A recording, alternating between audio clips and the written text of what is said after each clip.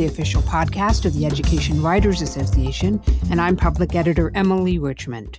In a new documentary for APM Reports, Emily Hanford looks at how a flawed idea about literacy instruction took root in the nation's public schools, and why researchers now say it may actually be holding back millions of kids from becoming skilled readers.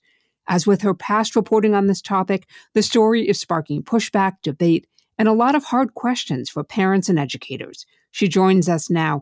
Emily, welcome back to UWA Radio. Hi, Emily. Thank you for having me. We're delighted to have you back. The first two documentaries in this ongoing series focused on how students with dyslexia are being taught and shortcomings there, and then problems with how teachers are being prepared to teach reading to all of their students. What was the central question you set out to answer this time?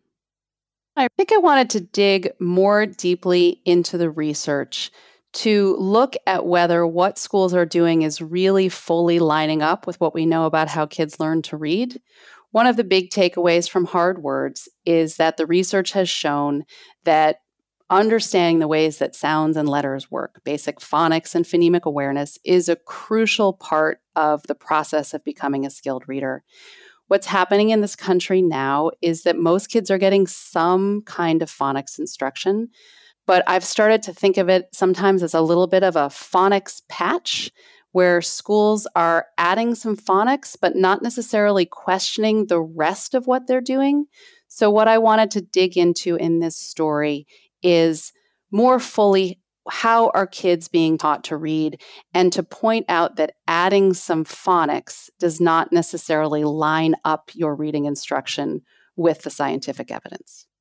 Right. I mean, if you're putting a patch on a bad tire, Emily, I mean, that's going to get me to the next gas station, but I'm still not going to be able to drive my car. Exactly. And eventually it's going to wear out, and that's what's happening. Well, just for our listeners, we want to really encourage you to go back and listen to the full reporting, Emily's documentary. It's complex, but it is worth the time. But let's just give listeners a quick synopsis of what you found. You're right that it's complex, so definitely listen to the story. I'll probably give it short shrift here, trying to do this idea justice.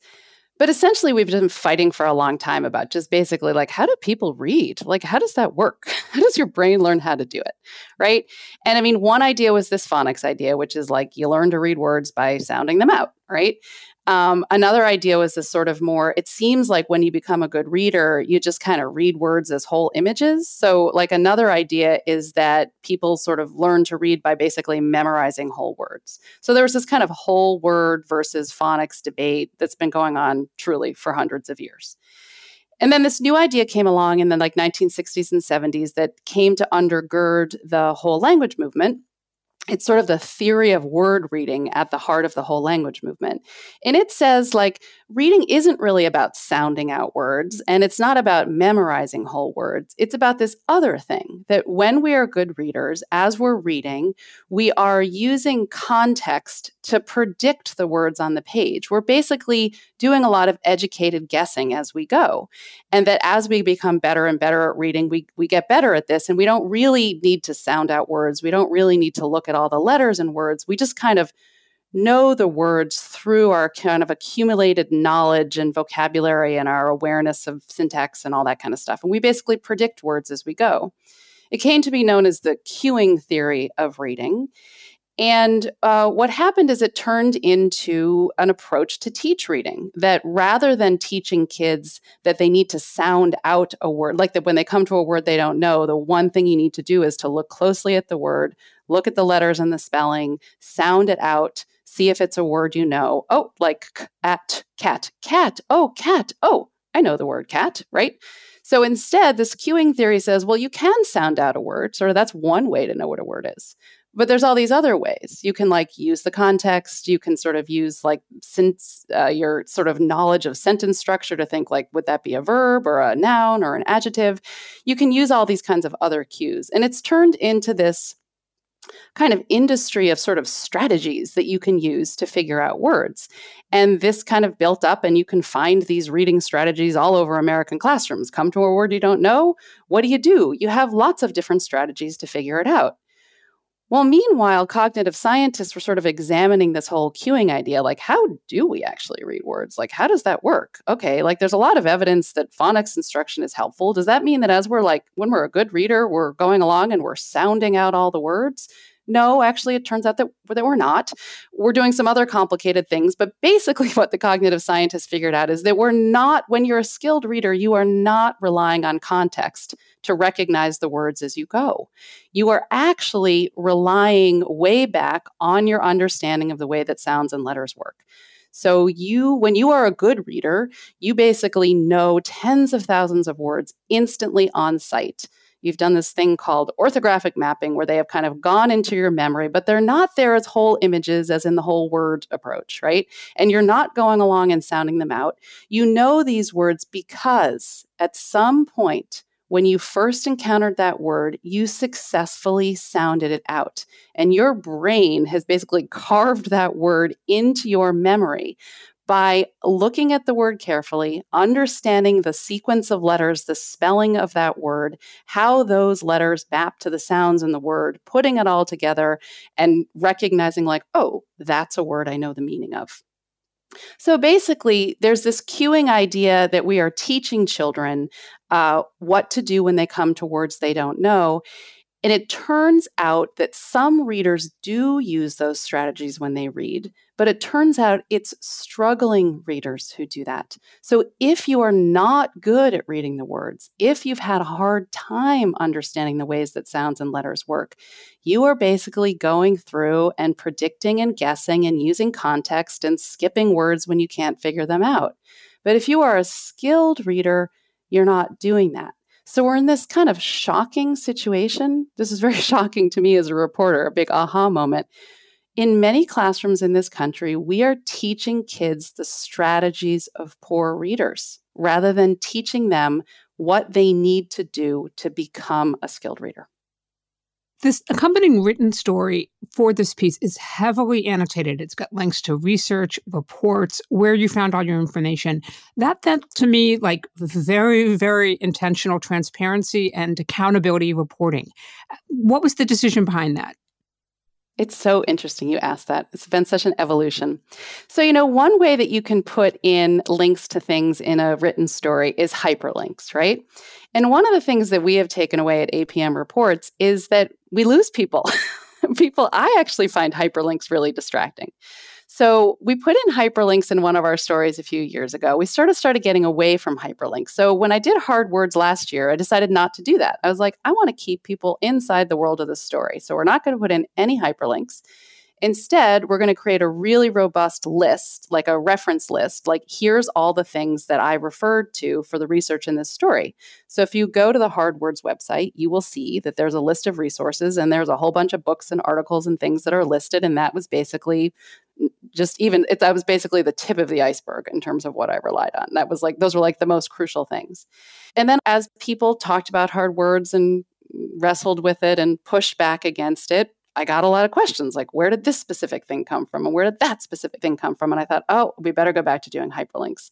But I just realized like hyperlinks still distracting. Let's just do footnotes. Because if you read my scripts as a reporter, like I have like half of my story is when I first turn it into my editor as footnotes, literally. And I was like, well, why don't we just put those footnotes in there?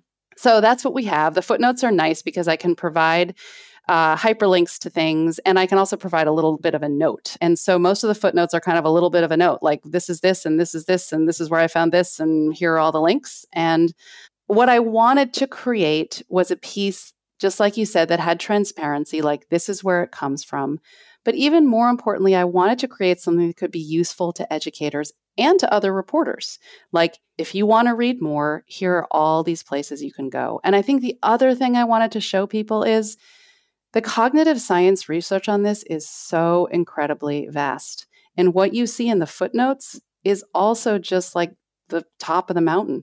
There's like a mountain of stuff below it. There is so much research on that. And it's exciting to me when people want to learn about it. So I wanted to provide an easy way for them to get there.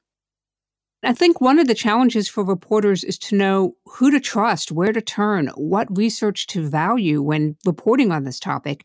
And I think something that comes through in your reporting is this disconnect between the schools of education and the work that's being done by the brain scientists. Let's talk a little bit about that. There is a very big disconnect between a lot of the research that's been going on within schools and education, schools of education and sort of in the literacy world on reading, and then the work that's been done by cognitive scientists and psychologists on reading. I can't fully explain how that happened, but the divide really began early, back sort of in the 1970s, when a lot of this cognitive science research was really being revolutionized. And there were a lot of cognitive scientists who got really interested in the question of how do we read words? Like, how do our brains learn to do it? And they started taking it apart in a very scientific way, doing experiments and coming up with hypotheses and testing things and coming up with models. And they've really developed a really good model and understanding of how skilled reading works and what kids need to learn to be able to do it and what is going wrong when readers struggle. And that evidence, for some reason, just hasn't really interacted very much with the research that's been going on more on the education side. And I think that's kind of how we ended up in the situation we're in today, where when you look at the ways that kids are being taught to read, it is a little off if you compare it to what scientists have learned about how reading works. We're talking with Emily Hanford of APM Reports about her new documentary, At a Loss for Words, How a Flawed Idea is Teaching Millions of Kids to Be Poor Readers. Don't miss an episode of EWA Radio. You never have to. You can find us on your favorite podcast app. And don't forget to take a moment to rate us on iTunes. Your support and feedback will help us grow. Emily, your previous stories took some pretty strong positions on how educators and researchers are coming up short when it comes to literacy instruction. I'm curious, did that close off any sources to you? There are people who wouldn't talk to me. I guess what I would say is there are people who are the authors of some widely used curriculum approaches and materials to teaching early reading instruction who I really wanted to talk to about this, because I really wanted to understand the ideas that their approaches are based on, and they wouldn't talk to me about that. So what do you do? I mean, do you just look for other sources, or how often do you say within a story, we tried to reach these folks and they just didn't want to address it? Well, that's what I ultimately say in the story. I mean, that's all you can do. I mean, you can't make someone talk to you. You can do the best you can to understand what their ideas are through reading their published work.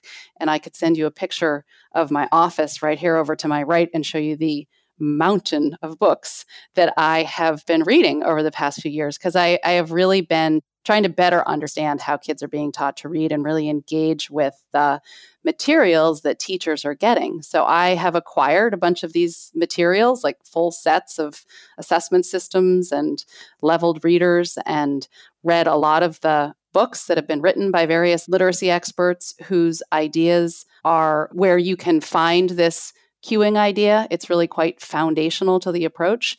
So I did the best I could to educate myself through reading what they've written, and then reached out multiple times to try to get them to talk to me and let you know in the story when they wouldn't talk to me. These documentaries, it feels like they're building on each other, and there's been a very strong sort of organic rise in both the popularity and the impact. I'm wondering how you use social media or even other media outlets to keep the stories in front of teachers and education schools and to build that contact where people are now coming to you. I try to stay pretty engaged on Twitter. I mean, I've been a reporter for a long time.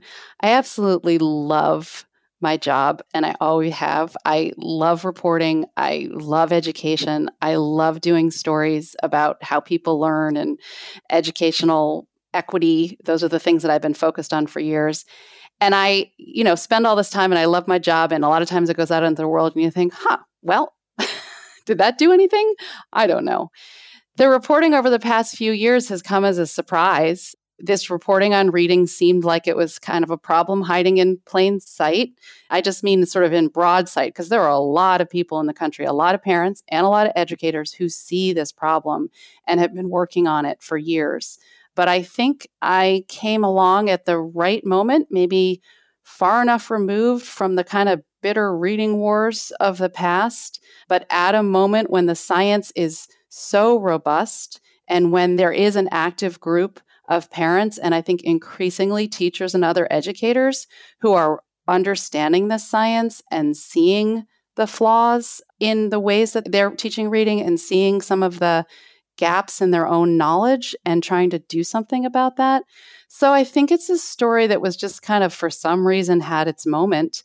And it really does seem to be causing a lot of people to question what they're doing and to take it from there. It's not my job as a journalist to sort of take it from there, but I think my job is to try to understand complex things and a way to translate those complex things into stories that people can read and listen to and understand and have aha moments. Last year when Hard Words came out, I was surprised by the reaction and there was lots of interaction on social media. This year, I've been hearing from a lot of teachers privately, like way more than last year. Like this year, I open up Twitter and there's a whole bunch of private messages for me. Or I go to my email and it's teachers who say, I'm writing to you, but don't use my name. I'm not on the record. And what they're writing to say is either, number one, I have been trying for years in my school district to get people to understand the science and to question the way that we're teaching reading, and no one will listen to me. And many of them are saying things like, and I've been removed from my position as a literacy coach, or I've been reprimanded. Okay, so that's one kind of note that I get privately. The other kind of note I get is from teachers who say, like, oh my God, I had no idea. Like, I didn't know what I didn't know. And I'm starting to realize it. And I want to know more. And I'm scared. And I don't know where to start. What do I do? How do I learn this stuff? Where do I find out more? And how do I deal with like the emotion that this brings up? It's like affecting my identity as a teacher. The emotion definitely comes through. I mean, the idea that teachers are not maybe just ill prepared, but potentially causing harm or holding children back and setting them up for a lifetime of hurdles. I mean, that's powerful and I imagine very painful. Absolutely. And I think one of the things that's just so important to recognize is that this isn't teachers' fault. I mean, teachers are not being taught this as a rule in their teacher preparation programs. They're not learning about it in their professional development. And the curriculum materials that they're often getting not only aren't backed up by the scientific research, but they're teaching teachers something that is wrong about how reading works. So this is not teachers' faults. Like, teachers really deserve better, because there's no teacher that doesn't want to teach their kids how to read. There's no teacher that wants to be teaching their kids something that might get in the way of them becoming skilled readers. So that is definitely a really hard part of the story. Like, I'm trying to walk a tricky line here. I don't want to blame teachers for this, but I think it's really important to have a reckoning in this country to recognize that this stuff is harming some kids. It is making it harder for kids to learn to read. So we shouldn't be teaching reading that way anymore. What about for reporters who are taking your story as inspiration? Where do they go from here? Where can they start covering this in their local schools? I am so lucky because of the kind of work I do is long form, and I get a chance and I get the time to read a whole lot of stuff and talk to a whole lot of people. So I have a huge amount of empathy and understanding for reporters who are on sort of daily, weekly, even monthly deadlines. This topic is intimidating because there's a lot to know. It's full of landmines in terms of how controversial it is. It's really easy to get things wrong or a little bit wrong. The nuances are really kind of insane when it comes to this. So I think it's really important for reporters to kind of ground themselves as best they can in some of the research. And I would say go to the footnotes in our stories or go to the resources page from Hard Words last year, because there are a lot of freely available recent good articles that just kind of give an overview of just how much scientists have converged on some basic things about how reading works and what that means about how kids need to be taught. Because I think that we're partly in the situation that we're in today with reading because some of the time that journalism has been focused on this topic and where sort of public conversation has been focused on this topic in sort of the 90s and the early 2000s around the reading wars and the National Reading Panel report. I think sometimes there's been a little bit too much of a tenor of kind of he said, she said kind of, well, there's this that says this and there's this that says that. And I think reporters need to ground themselves in understanding where the consensus lies among the cognitive scientists and the reading researchers. So I think that's kind of step one. And then I think that in terms of finding individual stories, I would really recommend trying to find the people in your communities who are raising questions about it. You need to then ask a lot of questions of those people. I mean, a lot of the advocates out there, they need, you can't take everything they say as truth, but there are parents and increasingly there are teachers, especially teachers who themselves have children who struggle to read, right? They end up being like those parents who are like, oh my God, my kid can't read. And they go in a desperate search to figure out why. And they come across all this scientific research and they start reading it. And then they think, oh, what does this mean about the way that I've been teaching kids to read? So I think really good resources in the community are the parents who know this is a problem and the teachers who know this is a problem and are beginning to know this is a problem, and talk to them and find out what they know and find out what they're questioning and find out what they're concerned about. Get a good grounding in the science and then start looking at your schools and asking questions about how is reading being taught? Take a look at the curriculum they're using. Take a look at the professional development. Start asking questions about that. I think there's a lot to uncover and expose out there. There's a lot of great stories out there. And these are great stories for reporters to do because the stakes are really high. The stakes are really high. And so the emotion level is really high. And that's one of the reasons that this gets so controversial. People come out, there are parents and researchers and others who have known this stuff for decades. And so they come out a little bit guns blazing because they are so frustrated with the fact that they haven't been able to get anyone to listen to them. So it's important to recognize that emotion is high. But this is such an important story. There's a lot of payoff when you can find a good story, research it deeply, and tell it well. Is there a fourth installment in the works? I don't know. I have a lot of other things that I would like to report on. Many, many more questions, but it's kind of yet to be determined in terms of editorial priorities for APM reports, and I'm not sure. I hope so. Well, we look forward to seeing where you go next. Thank you, Emily. Emily Hanford is a senior producer and correspondent for APM Reports. Her 2018 documentary, Hard Words, Why Aren't Kids Being Taught to Read, won the Public Service Prize and EWA's National Awards for Education Reporting. Emily, thank you for making time for EWA Radio. You're welcome. I love EWA. And that wraps up another episode for us. If there's a story you want to know more about, drop us a line with radio@ewa.org. The mission of the Education Writers Association is to strengthen the community of education journalists and improve the quality of education coverage. For more than 70 years, EWA has helped reporters get the story right. Have a great week, and thank you for listening.